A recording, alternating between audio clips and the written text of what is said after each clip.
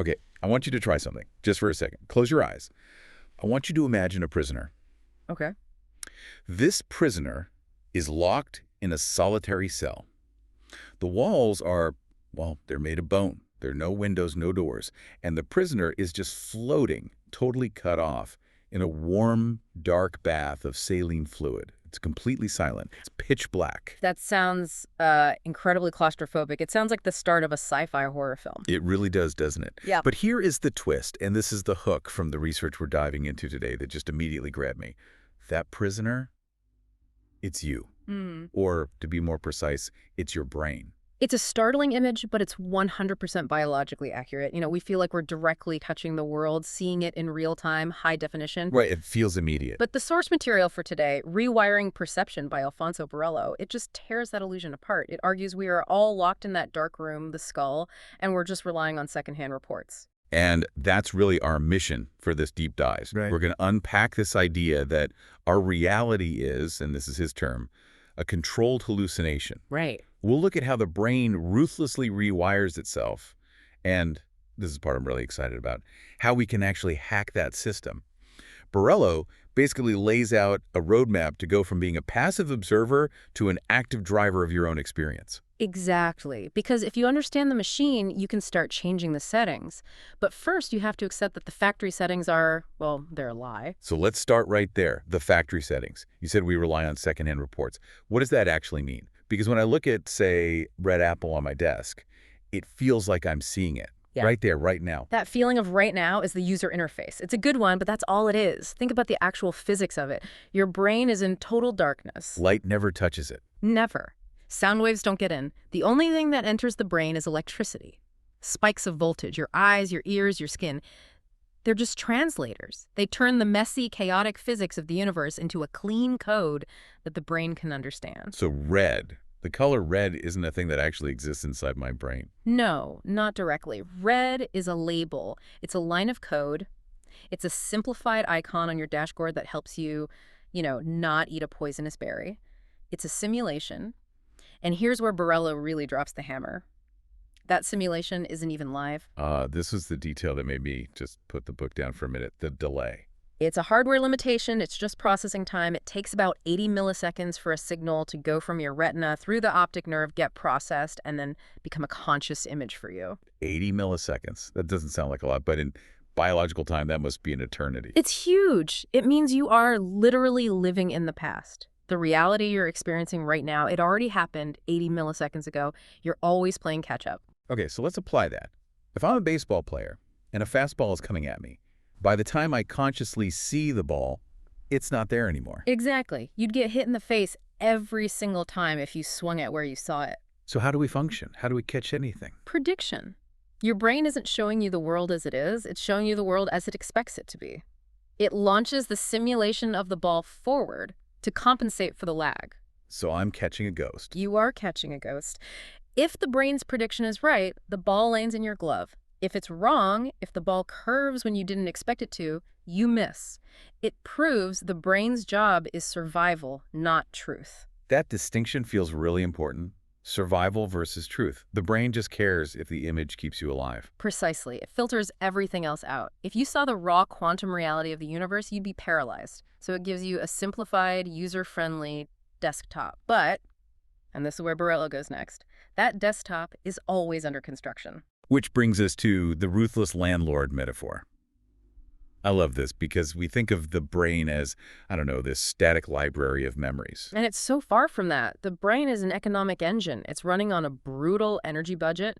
Your brain is only about 2% of your body weight, but it burns 20% of your daily calories. It's a fuel hog. So it can't afford any freeloaders. None.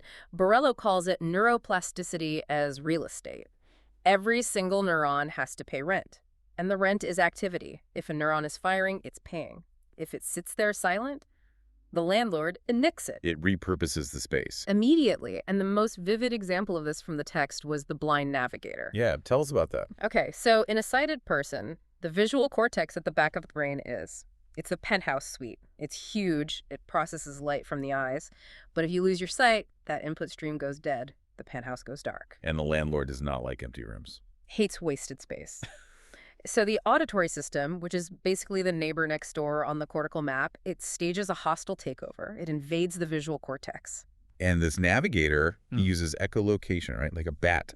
Just like a bat, he clicks his tongue, listens to the echoes bouncing off the walls. But here's the mind-blowing part. When researchers put him in a brain scanner while he does this, His visual cortex lights up. his visual cortex lights up from sound. Wait, so he's literally seeing with the part of his brain meant for vision, but he's using sound as the input. Correct. Which completely changes our whole model of the brain. We used to think, this is the seeing part, this is the hearing part. Turns out, that's wrong. The visual cortex isn't inherently visual. It's just a pattern processor. It's a difference engine. It builds 3D models of the world. It usually uses light, sure, but if you unplug the light cable and plug in a sound cable, it just goes, fine, I'll build a 3D model out of that instead. It's plug and play. But that same adaptability, that ruthless efficiency, it has a dark side too. The book calls it the ghost in the map, Right. Phantom limb pain. where someone loses an arm, but they still feel this excruciating pain in the hand that isn't there. Exactly. For years, doctors thought it was nerve irritation in the stump. But the pain wouldn't go away. The problem isn't in the arm, it's in the brain's map. The territory is gone, but the map is still there. And those neurons are just sitting there waiting for a signal. And because the brain hates silence, it creates its own signal. It takes the background static and amplifies it into this feeling of a clenched, cramping fist just to confirm the connection is still there. It's a neurological error message. Input not found. But the cure Borello describes, the mirror box. That sounds like a magic trick. It sounds way too simple. It is a trick. Yeah? But you're tricking the ultimate trickster. You take a box with a mirror in it, you put your good hand inside, and you arrange the mirror so it looks like your missing hand has returned. So you're feeding the visual system fake data. You're giving the landlord a fake receipt. The visual system, which the brain trusts immensely, says, look, the hand is here, it's unclenched, everything is fine. The brain prioritizes that visual data, updates the map, and very often the pain just vanishes instantly. Yeah. That's profound. It means pain isn't just an input, it's an output. It's a decision the brain makes. A decision, and if you can trick the brain into turning pain off, what else can you trick it into doing? Which takes us right into hacking the wetware. And this section felt like pure cyberpunk, but this stuff is real. It exists now. Oh, it's very real. It's called sensory substitution.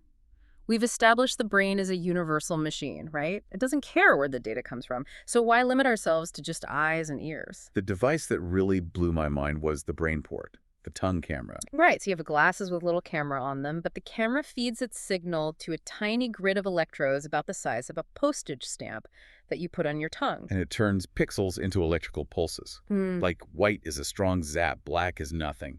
Basically, yeah. And at first, Borello says it just feels like fizzing, like licking a battery or drinking metallic champagne. It's just meaningless noise on your tongue. But the brain is a relentless pattern seeker. It cannot help itself. After a few hours or a few days, something incredible happens. The user stops feeling the fizzing. The subjective experience completely shifts.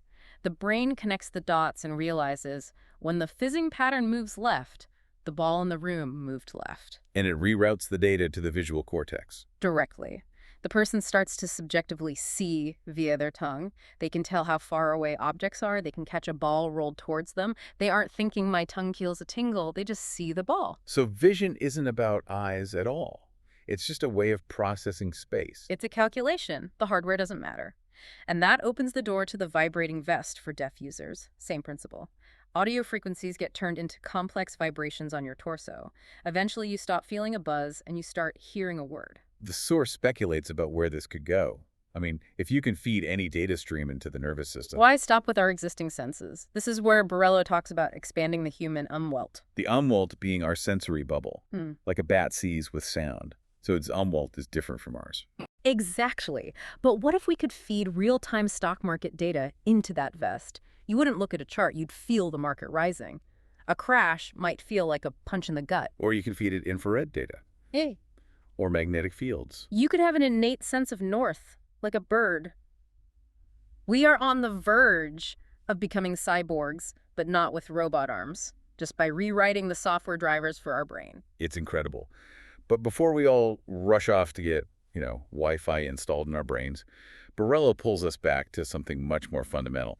He says we're neglecting the sensors we already have. The unseen landscape. This part is maybe more important for our daily lives than any of the high-tech stuff. We're talking about proprioception and the vestibular system. Proprioception, he calls it the silent signal. Because it is. It's your internal GPS. You have sensors in your muscles and tendons telling your brain exactly where your limbs are in space. Close your eyes and touch your nose. Yep. See? You didn't miss. You didn't poke yourself in the eye. That's proprioception. It's a huge data stream we completely take for granted. And then you've got the vestibular system, the rocks in your head. Which is not a metaphor. No, it is literal. You have tiny calcium carbonate crystals in your inner ear. When you tilt your head, gravity pulls on those little rocks, and that tells your brain which way is down. It's a biological gyroscope. And the book describes walking as a controlled catastrophe.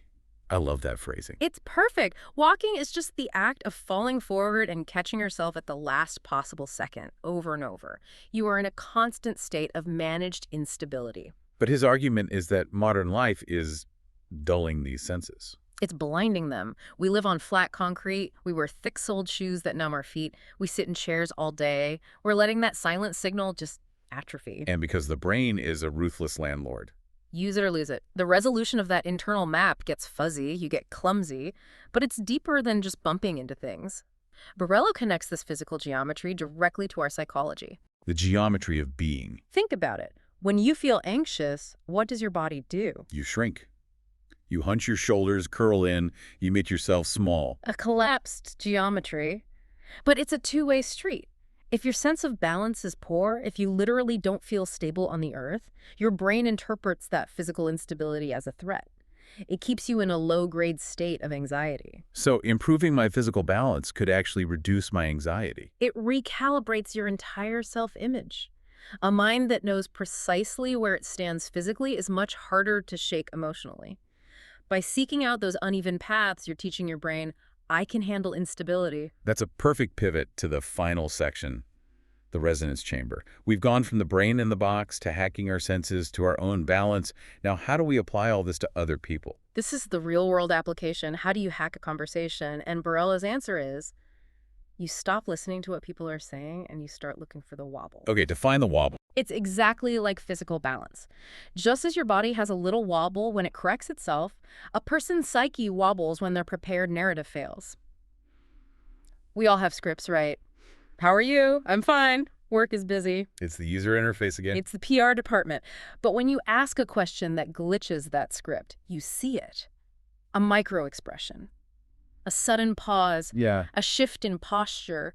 That's the wobble. It's the moment the map no longer matches the territory. And our instinct, when we see that, is to jump in and save them, to fill the silence. We're polite, we smooth it over. Borello says do the exact opposite. He calls it architecting silence. That sounds uncomfortable. It is, intentionally so. When you Yeah. see the wobble, you hold that silence. You create a vacuum. It's like the door handle moment in therapy. Door handle moment. Yeah, it's when a patient will say the most honest, profound thing of the whole session with their hand on the doorknob, just as they're leaving. When the pressure's off, the performance is over. Exactly.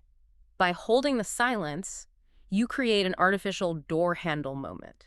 Their script has run out. The brain hates a void, remember? So the subconscious steps in to fill it. And what comes out is usually the truth. Which leads to the extraction protocol. It sounds like something from a spy movie. But it's really just about asking better questions. It's about getting from map answers to territory answers. A MAC answer is, the meeting was stressful. It's a summary. It tells you nothing. So how do you get to the territory? You ask sensory questions. Instead of how was it, you ask, what was the specific sound of his voice when he said that? Or what did the air in the room feel like? You're forcing them to access the raw data. You're making them time travel back to the actual moment before their brain wrote the official press release. And while they do that, you become the acoustic mirror. You use your own body as a sensor. Yes, this is neurocoupling. You feel your own stomach clench when they talk about their boss. That's data.